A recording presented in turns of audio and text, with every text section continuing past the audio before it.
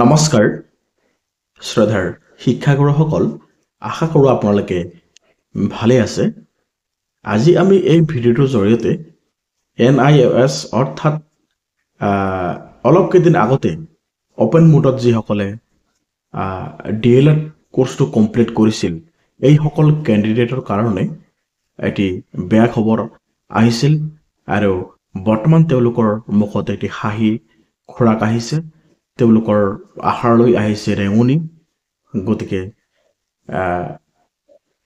যি সমস্যা তেওঁলোকৰ আছিল, এই সমস্যাটো সুপ্ৰিম কোৰ্টৰ ৰায় অনুসৰি তেওঁলোকে এতিয়া পুনৰ ৰাজ্যসমূহত যিকোনো চাকৰিৰ ক্ষেত্ৰত তেওঁলোকে এপ্লাই কৰিব পাৰিব।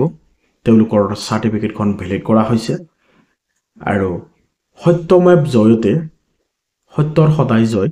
আমাৰ অসম চৰকাৰৰ নিৰ্দেশ অনুসৰি যি DLED বাতিল কৰা হৈছিল সুপ্ৰিম কোৰ্টৰ নিৰ্দেশ অনুসৰি, সেয়া পুনৰ বাহাল ৰখাৰ কাৰণে 10 ডিচেম্বৰত এটি সুপ্ৰিম কোৰ্টৰ পৰা জাজমেণ্ট প্ৰকাশ কৰে আৰু সেই অনুসৰি পুনৰ তেওঁলোকে নিয়মীয়া পথত বা অন্যান্য বিজ্ঞাপন ওলোৱাৰ লগে লগে তেওঁলোকৰ চাৰ্টিফিকেটখন ভেলিড হৈ গৈছে আৰু তেওঁলোকে এপ্লাই কৰিব পাৰিব। আৰু এই ক্ষেত্ৰত কিছুমানে সামাজিক মাধ্যমত বিতৰ্কৰ সৃষ্টি কৰা দেখা গৈছে। আপোনালোকে যদি ইয়াৰ ওপৰত কমেণ্টসমূহ চাই বা কমেণ্টসমূহ লক্ষ্য কৰে, তেতিয়াহ'লে কেৱল ছ'চিয়েল মিডিয়াত কমেণ্টৰ যুঁজ দেখা পাব। একাংকৈ DLED কেণ্ডিডেটে কৈ আছে তেওঁলোকৰ ইন চাৰ্ভিচৰ কাৰণে বৈধ, আৰু কিছুমানে কৈ আছে অকল যিকেইটা চাকৰি কৰি আছে তেওঁলোকৰ কাৰণে। তেওঁলোকে এটা মূৰ্খ পণ্ডিতৰ নিচিনা তেওঁলোকে মুখেৰে ভাষ্য এৰি আছে। এই কোৰ্চটো যে আছিল প্ৰাইভেট এণ্ড গভ ছেক্টৰত কাম কৰি থকা শিক্ষক শিক্ষয়িত্ৰীসকলৰ কাৰণে, তাৰ কোনো সন্দেহ নাই। স্পষ্টকৈ লিখা আছে যে যিসকলে প্ৰাইভেট ছেক্টৰ অৰ্থাৎ গভৰ্ণমেণ্ট দুইটা ছেক্টৰতে কাম কৰি আছে তেওঁলোকেহে এই কোৰ্চটো কৰিব পাৰিব। কিন্তু একাংশই এই কথাটো মানি ল'ব খোজা নাই। কমেণ্টত তেওঁলোকৰ খালি নিগেটিভ কমেণ্ট। আপোনালোকক কওঁ, চাকৰিটো আপোনালোক পোৱাৰ অধিকাৰ আছে, বা যিসকলে NIOS DLED কৰিছে তেওঁলোকৰো ক্ষেত্ৰত চাকৰি পোৱাৰ অধিকাৰ আছে। আৰু এই কোৰ্চটো সম্পূৰ্ণভাৱে ভাৰত চৰকাৰেই দিছিল, যে তেওঁলোকে নিজাববীয়াকৈ কোনো এডমিশ্যন লোৱা নাছিল। এই চাকৰিটোৰ DLEDৰ এডমিশ্যনৰ কাৰণে ভাৰত চৰকাৰে এটা সুবিধা কৰি দিছিল।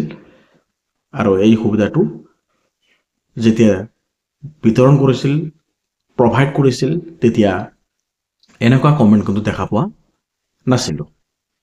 গতিকে পাৰ্চেণ্টেজৰ ক্ষেত্ৰত যিহেতু আজিকালি শিথিল কৰা হৈছে, DLEDৰ পাৰ্চেণ্টেজ মাত্ৰ 5%হে এই নমছৰ পৰা টানে। গতিকে ৰায় অনুসৰি আপোনালোকৰ চাকৰি পৰৱৰ্তী এডভাৰ্টাইজ যেতিয়া হ'ব, নিশ্চয় আপোনালোকে এপ্লাই কৰিব পাৰিব। আৰু জাজমেণ্ট অনুসৰি অসমত অলপ কেইদিন আগতেই LPMEৰ ক্ষেত্ৰত ভালেকেইটা পোষ্ট এডভাৰ্টাইজ প্ৰকাশ পাইছিল। আৰু এই সময়ত বিশেষকৈ যিটো সেই সময় এপ্লাই চলি আছিল, সেই সময়ত NIOSৰ আণ্ডাৰত DLED কৰা সকলৰ কাৰণে বন্ধ কৰি ৰখা হৈছিল এটা নিৰ্দেশ অনুসৰি। আৰু যেতিয়া মানে তেওঁলোকক সেই সময়ত অনলাইন কৰা হৈছিল, তেতিয়াই মানে সেই অৰ্ডাৰটো প্ৰকাশ পাইছিল। গতিকে সেই সময়ত তেওঁলোকে বঞ্চিত হৈছিল। এতিয়া তেওঁলোকৰ ক্ষেত্ৰত যদি যিহেতু যিদিনাৰ পৰা বন্ধ হৈছিল, সেই ডেটৰ পৰাই এই চাৰ্টিফিকেটখন বাহাল ৰাখিবৰ কাৰণে কোৱা হৈছে, কণ্টিনিউ ৰখা হৈছে। গতিকে যিমানবোৰ এডভাৰ্টাইজ হৈছে ৰাজ্যত, অন্যান্য ৰাজ্যসমূহতো, লগতে অসমতো ইনক্লুড, যিহেতু সুপ্ৰিম কোৰ্টৰ নিৰ্দেশ অনুসৰিয়েই বন্ধ কৰিছিল অসমত, আৰু এতিয়া সেই নিৰ্দেশ অনুসৰিয়েই বটলটো ৰিঅ'পেন কৰিব নিশ্চয়, 100% নিশ্চিত থাকক। আৰু এই ক্ষেত্ৰত নিগেটিভ কমেণ্ট অহাটো আপোনালোকে ইমান গুৰুত্ব নিদিব। নিগেটিভ কমেণ্ট আহিয়ে থাকিব। চৰকাৰে কিন্তু কি কৰিব, পৰ্টেলটো ৰিঅ'পেন কৰিব। চৰকাৰৰ কথা হ'ল সকলোৰে অধিকাৰ আছে, ৰাইট আছে। গতিকে যাৰ যোগ্যতা আছে, ইলিজিবিলিটি মেকআপ হ'ব, পাৰ্চেণ্টেজে মেকআপ কৰিব, নিশ্চয় তেওঁ চাকৰিটো পাব। গতিকে NISৰ যিসকল প্ৰাৰ্থী আছে আপোনালোকে নিশ্চিত থাকক পৰ্টেলটো ৰিঅপেন কৰিব, কিয়নো যি সময়ত বন্ধ কৰি ৰখা হৈছিল সেই সময়তেই আপোনালোকে যোগ্য প্ৰাৰ্থী হিচাপে বিবেচিত হৈ আছিল। নিৰ্দেশ অনুসৰি আপোনালোকে সেই সময়ত এপ্লাই কৰিব পৰা নাছিল। এতিয়া যদি আপোনালোকৰ সুবিধাখিনি নিদিয়ে নিশ্চয় আপোনালোকে এই প্ৰাপ্যৰ পৰা বঞ্চিত আৰু আপোনালোকে অন্য এটা ৰাস্তা ল'বলৈ নিশ্চয় প্ৰস্তুত হ'ব। অসম চৰকাৰে সদায় এটা ভাল সলিউশ্যন বিচাৰে, ভাল এটা ফলাফল বিচাৰে, যাতে কোনো হুলস্থুল নহয়, কেছ নহয়, হাইকোৰ্ট নহয়। গতিকে তাৰ কাৰণে আপোনালোকৰ যি LP UP DEৰ আণ্ডাৰত এপ্লাই কৰাৰ লিংক আছিল সেই লিংকটো আকৌ পুনৰ ৰিঅপেন কৰিব। ৰিঅপেন কৰাৰ লগে লগে মাত্ৰ 2 দিন বা 3 দিনমান সময় দিব, আপোনালোকে এপ্লাইটো কৰি ল'ব পাৰিব। আৰু এই ক্ষেত্ৰত কিছুমানে কৈ আছে চিটেটটো অলৰেডি সুপ্ৰিম কোৰ্ট হাইকোৰ্ট হৈছিল একবাৰ, গতিকে তেওঁলোকৰ নোলোৱাৰ কোনো কথাই নাহে। তেওঁলোকৰ সম্পূৰ্ণভাৱে যিবিলাক এডভাৰটাইজ ওলাব তেওঁলোকক ইনক্লুড কৰা হ'ব। অলৰেডি হাইকোৰ্টৰ পৰা এটা অৰ্ডাৰ ওলাইছে সেনেকুৱা। গতিকে সেই সম্পৰ্কে আৰু নকওঁ।